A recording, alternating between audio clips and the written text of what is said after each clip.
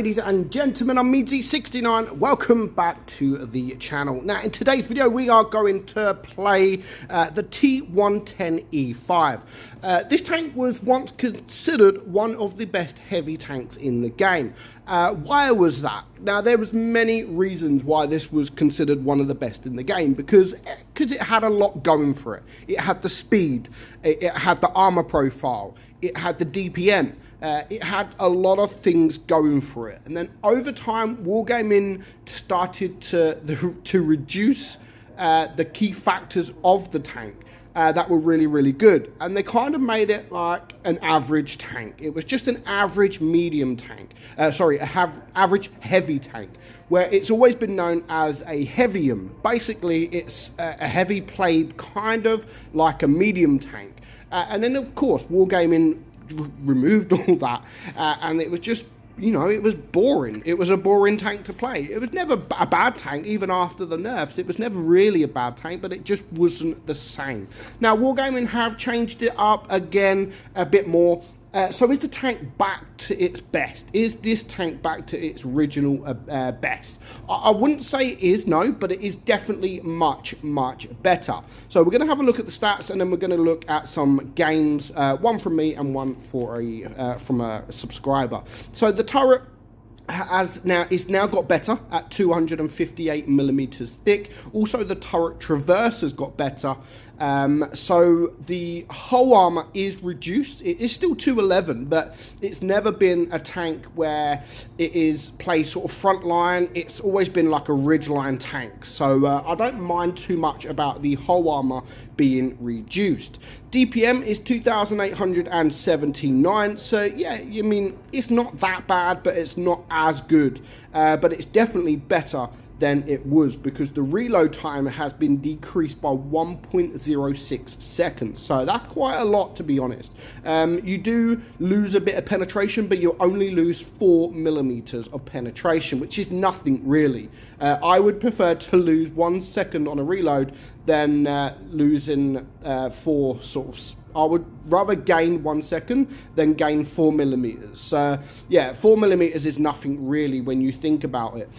So the armor penetration, 254 on your AP, 340 on your heat, and 60 on your HE. Now, you can run this with calibrated shells if you really want, and that will give it 374. So a big difference, but I personally don't run it with calibrated shells, because I still try as much as I can to play this tank like a heavium. And if you do play it like a heavium, then you don't really need that much pen. You've got enough, 340 millimeters on your heat. You've got enough to get through just about anything. So I prefer the DPM, especially when I want to be coming up against medium tanks. You'll be able to penetrate them no problem at all. So you've got a 400 alpha gun on the AP, 340 on your heat, and 515 on your HE. Aim time is really good at 2.6, so is the gun dispersion at 0.299. You also have 8 degrees of gun depression with a top speed of 42 kilometers per hour.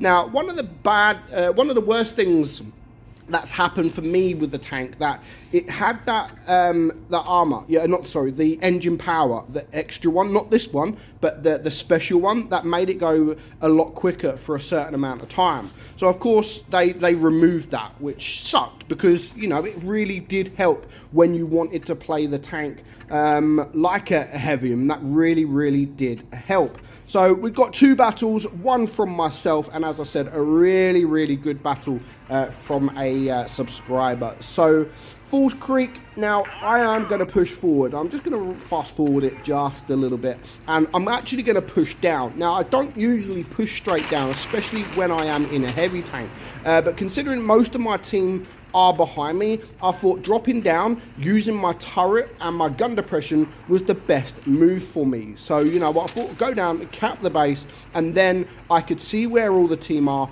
and then decide to where I wanted to go. So of course the Minotauro is there. He completely dunked his shot. I did manage to get a shot on him, but even at this time with that Minotauro there, I still need to be a little bit careful. I don't even know why I attempted to go for that shot, but I'm just going to back up, and as soon as I see he is getting shot, then I'm also going to shoot him. And he, in the middle of the open, he did not last long at all. So that is now one really strong tank out of the game. So I'm now going to push just a little bit further forward up this ridge and try to get behind these guys. And the first tank I spot is that Type 71. Now my E3, luckily for me, is pushing really hard. Not just my E3, but we are pushing as a team really hard. So this was an absolutely amazing push. Not just from myself. Obviously, I only pushed because my team was pushing. If my team wouldn't have pushed, then I definitely wouldn't have pushed. But overall, that was a fantastic, well-timed push from my team, and ultimately that could have just changed the outcome of this entire battle. So now I did get shot from the AMX-50B, but with just 3 tanks left alive, I mean, look, the speed is nothing to worry about. The speed is still very good for a heavy tank. There's the Vickers. Hello, Vickers. What are you doing just sitting there? And I do manage to get the shot off. So 2.7k damage, and to be honest, we got that damage very easy. Like, we did not have to work for that damage at all. The Vickers is going to come from the right. I don't really want to go there at the moment. I really want to go for the AMX-50B, who is shooting my team and possibly on a reload. So I'm just going to go for him because I know he could be on a reload very soon. So that's at least 2 shots. But by the look of it now, he is on a reload. So we're going to go for him. Are we going to get the kill? No, we're not. So now let's get our final shot in on the Vickers. Now, the only thing with this tank, yes, it is a heavy, but it has 400 alpha, but because it does have that 400 alpha, there is going to be a lot of times, most times to be fair, that you are going to hit sub 400, sort of like the 460, 450. But there's going to be times where, of course, you can do the higher amount of damage as well at sort of 450, maybe a little bit more if you've got a max roll. But that's the only thing with it being a heavy that you are going to do, and with, sorry, being a heavy with only 400 alpha, you are going to do them shots that, you know, don't live up to a heavy tank's name, sort of the 350s. But of course, there's also going to be times where you can get them. So you're going to come up mostly, you really want to come up against mediums. So even if you do low roll against the mediums, you're still doing a decent amount. I mean, look at that, 327 for a heavy tank is very low. I know he's now using heat, and it does less alpha.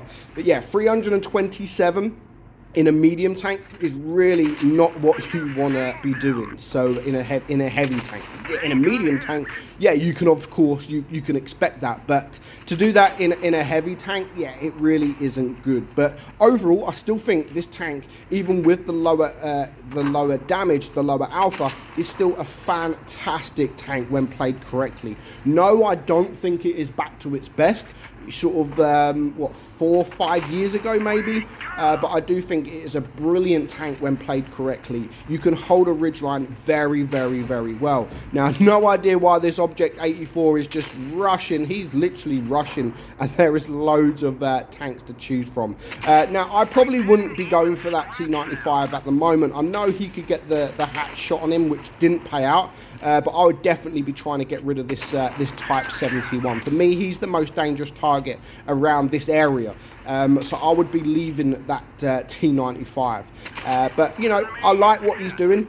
He's trying to stay on the ridgeline. He doesn't want to expose his tank. He wants to put the tank where it is best played, and that is on a ridgeline. If you go in the open on flat ground, then of course the whole armor isn't the best, and that is where you will start to be penetrated quite easily. You might get the troll bounce, but you can't really rely on that armor. However, if you do go hold down, your turret armor is very good. If you're using the full 8 degrees of gun depression as well, it is very good. And of course, always try to make it more difficult for the enemy by pointing your gun up, you know, pointing it up in the air, wiggling side to side, angling, going backwards and forwards. Just make it difficult for the team. Don't make it easy. Even if you are on a ridge, if you're just on a ridge and you're just sat there, then they will aim at some weak points and they will be able to penetrate you.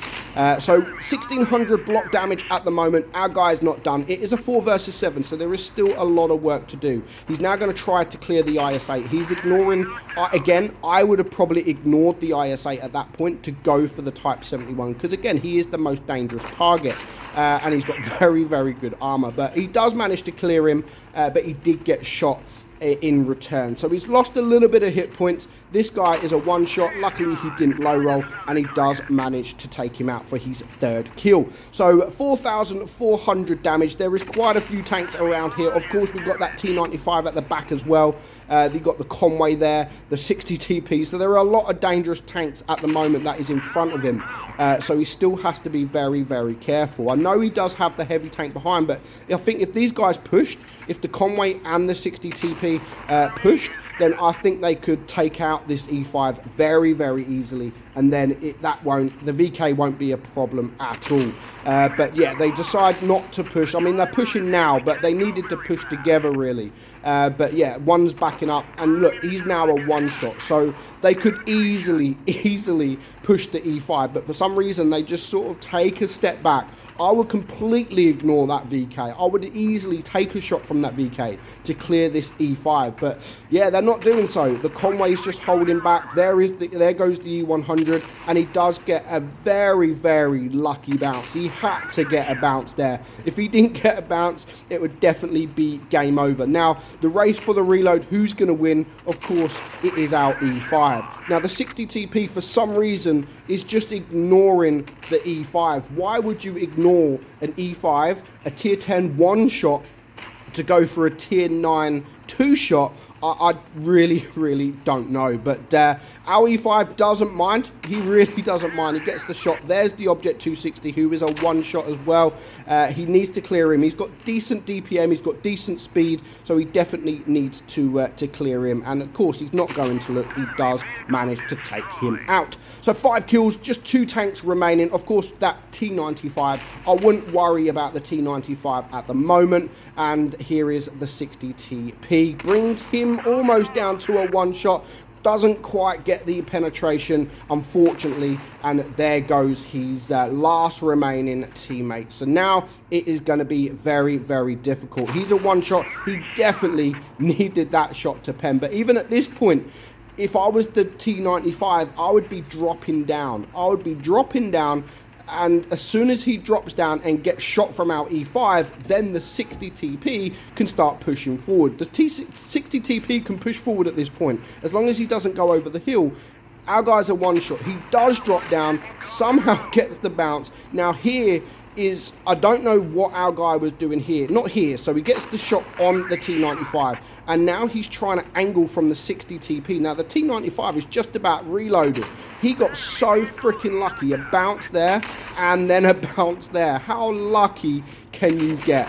But, you know, it all played out in the end. 8,300 damage, 4,100 block damage. So you can see the armor profile can work. But I think he got very lucky with that result. Very, very lucky. But nevertheless, he played it fantastic. And he pulled away with a Rosani medal. And, of course, 8,300 damage. So that is it, guys. Hope you enjoyed the video. Let me know your thoughts on the T110 E5. As I've said, it's still a fantastic tank. I just don't think it's back to its best at the moment. There's just a little few tweaks it could do with, and then it will still be an amazing tier 10 tank. Hope you enjoyed it, guys. I'm Meadsy, and I'll catch you all soon. Bye-bye.